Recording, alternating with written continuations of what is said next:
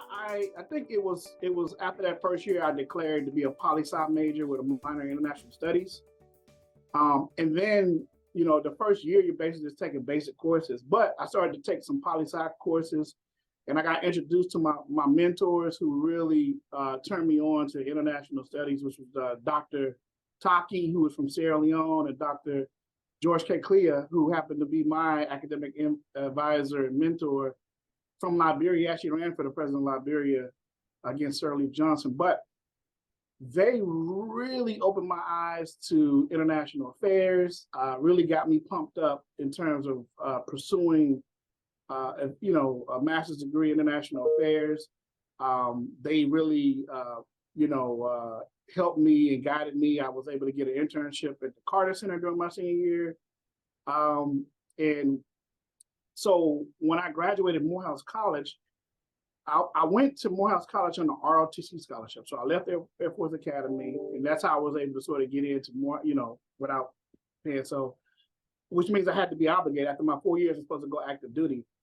But because of Dr. Taki, I was, I applied for the PPIA fellowship and received it. And that allowed me to, get a fellowship and apply to grad school. So I applied to grad school, was accepted. And so then I had to apply for an education delay from the military to allow me to go straight from undergrad, straight to grad school for 2 years, then go on active duty. So that was my path. I hope that helps.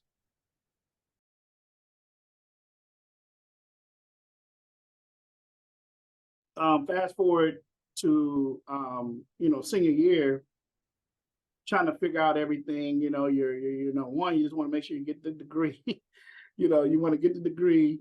And then two, you got to figure out what it is, what's that path going to be like. And so for me, I had an extra burden because I needed to make sure that if I got into grad school, so apply to determine which grad school to apply for. Mm-hmm. And then if you get accepted, okay, how do I convince the Air Force to let me delay my commissioning so I can actually get this degree? So I kind of had like multiple things on my mind. But after I did the research, it was very clear from my perspective that the Fletcher School was going to be the school for me.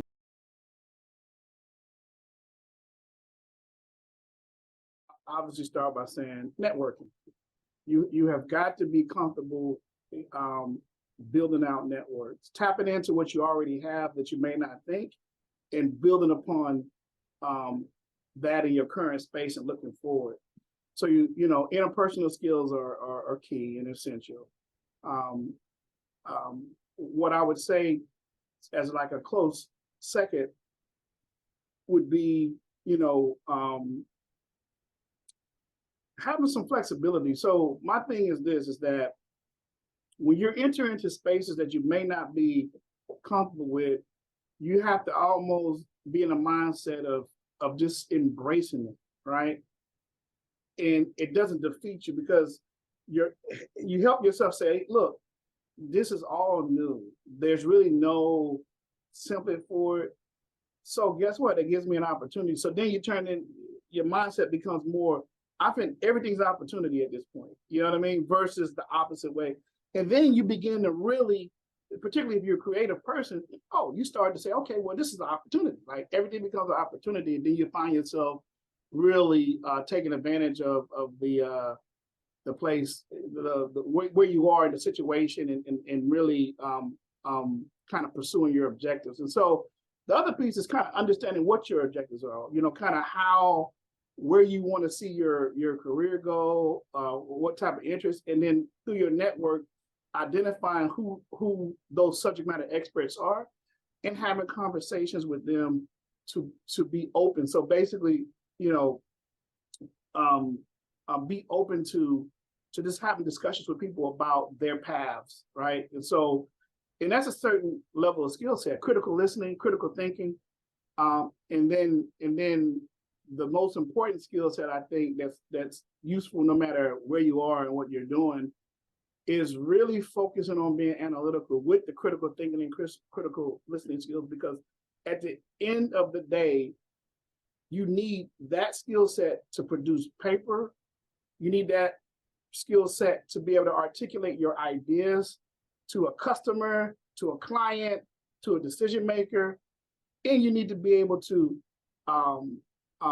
clearly lay out your arguments. So whether you become a policy wonk, you're going to write a paper, but you need to be able to present your analysis in a way that comes off sound and that you've been able to, think through in a critical way. So, networking, developing interpersonal skills, getting comfortable with the unknown, so you can look at things from an opportunity space.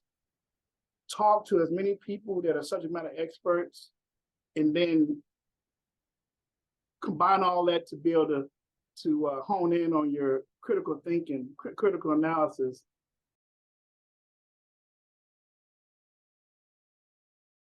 I'm currently a senior advisor for Africa issues here at the Global Engagement Center at the Department of State. Our organization is responsible for countering disinformation and propaganda for both state and non-state actors. So you may have read stories about us because the owner of X has been talking about our organization and what we do, and really the issue of disinformation is a hot issue.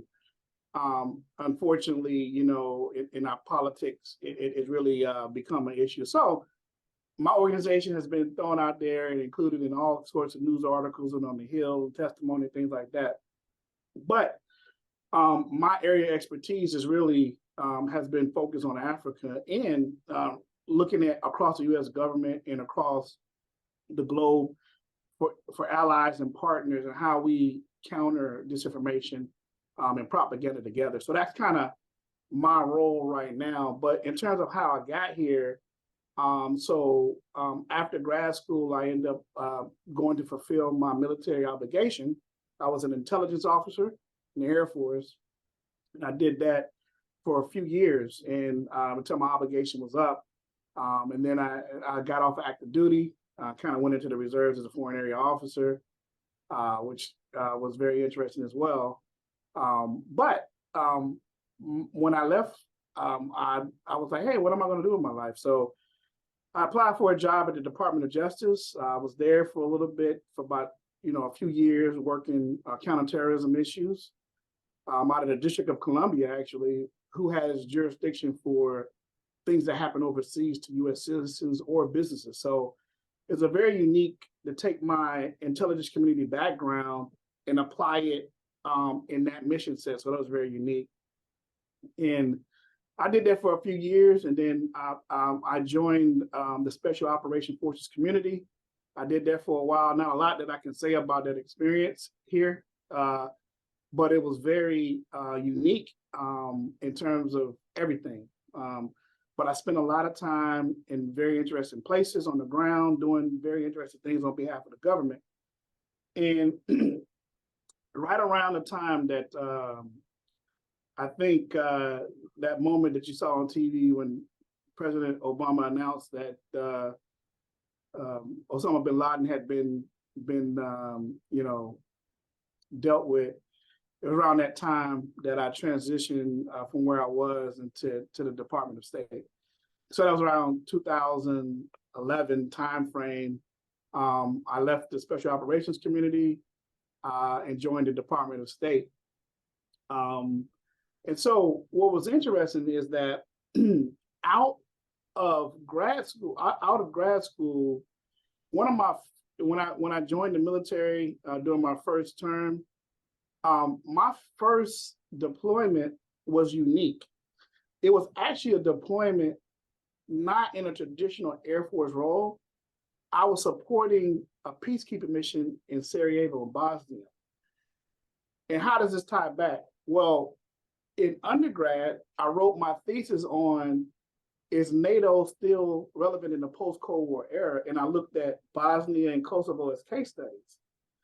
So I ended up over there, obviously knowing, having did all my studies about this, I was like right in there. And then when I was over there, again, talking to people, using the same skill set that I told you about, I learned about this military unit in reserves that did stuff like this. And they, Africa, every region of the world. So I became a fail once I finished with that assignment, and I became an African fail. And so for 14 years, I went back and forth as a reservist while simultaneously having all these civilian, the Department of Justice, Special Operations Community, and DOJ.